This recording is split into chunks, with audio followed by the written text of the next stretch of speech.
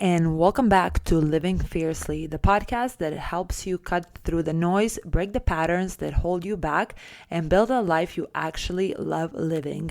I'm your host, Tiana DeRay, and today's episode is one you're going to want to save because you're unpacking one of the biggest myths that have been keeping you stuck. And today we're getting into something a lot of people struggle with, and that is discipline. So if you've ever told yourself, I just need to be more disciplined, or why can't I stay consistent? Well, this episode is for you, because what if I told you that discipline is not the problem? Well, in fact, discipline is easier than you think. You're just doing it all backwards. So let's break that cycle and rebuild it the right way. First, we're going to start by seeing why most people fail at discipline and why it's not what you think. First, let's be honest. Discipline can feel really exhausting when it's built on resistance. When every habit feels like this big battle, when you're dragging yourself through it with just zero joy, that is actually not discipline. That is more like self-punishment to me. And the reason you fail at sticking to a habit is not because you suck. It's because that your system is built around pain, guilt, or shame, and your nervous system will always resist it. And why? Because your brain is wired to move towards reward and away from pain. So in that way, discipline becomes sustainable only when it's tied to a reward and not punishment. And here's the first big shift. Stop building discipline around what you should do and start building it more around what feels good to finish. So let me repeat that. Not what feels good to start, but what feels good to complete. And that's the feeling that you want to reinforce. So discipline is actually a system. It's not a personality trait like many people think. Because people look at other people with self-discipline and think, wow, they're just so naturally disciplined. But no one is actually born with a discipline gene, and there is no such thing. So what they have is a system that works for them. So real discipline is actually a structure, not pressure. And that means having triggers, having the right environment, having a rhythm, and a follow-through mechanism. So those are the 4 things. And just think about it like this. When do you brush your teeth? Probably around the same time every day. You don't overthink it. It's part of your routine, kind of automatic. Well, that's discipline. Not because you're forcing it, but because it's embedded in your daily rhythm. And now imagine if you build everything that matters to you the same way, anchored into a rhythm instead of relying on motivation or on your mood. And now we're going to get to the 3 discipline loops that work and that don't require willpower. So these are actually 3 loops that I teach, and they actually build discipline from the ground up. First one is the dopamine loop. That is when you attach a small reward at the end of the task, and your brain learns, when I do this, I will feel better. And it doesn't have to be a cookie or a cheat meal. It could be finishing your day with a 10-minute walk you enjoy, a warm shower, a nice meal, music, your favorite show, whatever feels naturally rewarding to you. Or you will treat yourself in some way, or a gift, or a trip, or whatever lights you up after accomplishing a big project or a goal. For example, after my workouts, I always look forward to my delicious protein shake that I only have after working out.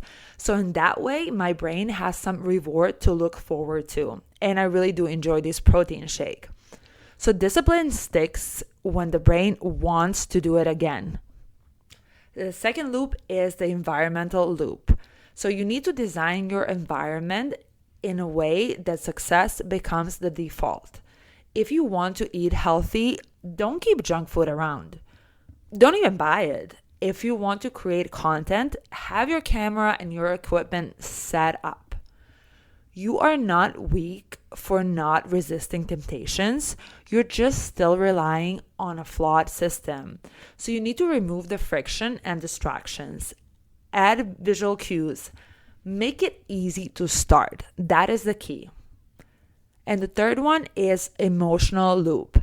So this one is really underrated. You need to associate your habits with your future self's relief. Ask, how will I feel tonight if I do this now? Or how will I feel next week if I start today?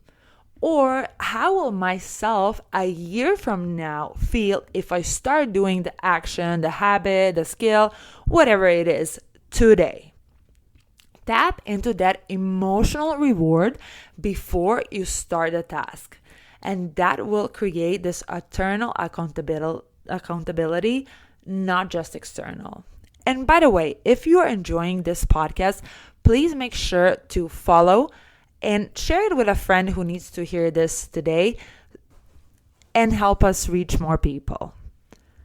And now back to the real reason why you quit that no one talks about. So discipline breaks down most often when the habit doesn't feel connected to your values. You're trying to go to the gym, but deep down, you're doing it to punish yourself, not to actually take care of your body. Or you are maybe trying to create content, but deep down, you feel like no one cares anyway. You're trying to get up early, but you don't know why it even matters. So discipline needs meaning. Otherwise, it is just noise. So when you reconnect your habits to your why, the resistance will drop by 50%. So stop and ask, why does this matter to me? What on the other side of this habit? Who gets to benefit when I follow through? Make it personal, make it emotional, and that's how you create consistency that actually lasts. And I want you to try this, the 4-part discipline reset. So if you feel like you've been inconsistent, here is what to do. Audit your friction. So where is your current setup making it hard to win?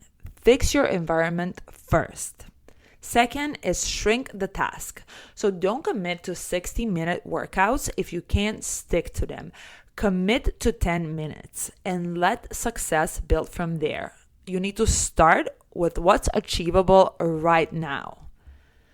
Third is stack the win. So attach the task to something you already do. So for example, after I drink my coffee, I open my laptop. Or after I brush my teeth, I plan my day. That's habit stacking, and it works. Find the examples that work for you. And the fourth one and the final one is feel the win ahead of time. So you need to visualize the post-task emotion before you start. Anchor it into relief of completion, not the dread of the beginning. And final words for today, the discipline doesn't have to feel like suffering. It doesn't have to feel like forcing. The reason it feels hard is because most people are building it backwards, from shame, from guilt, from punishing themselves, from pressure.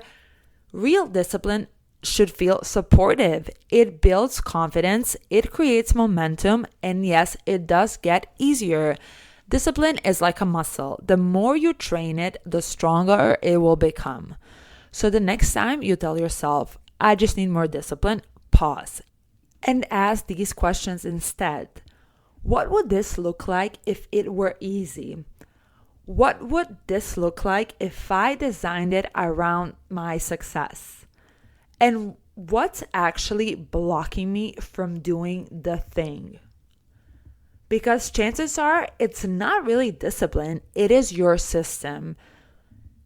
And thank you so much for being here with me today. And if this gave you a mindset shift or a new perspective, I would like to hear from you.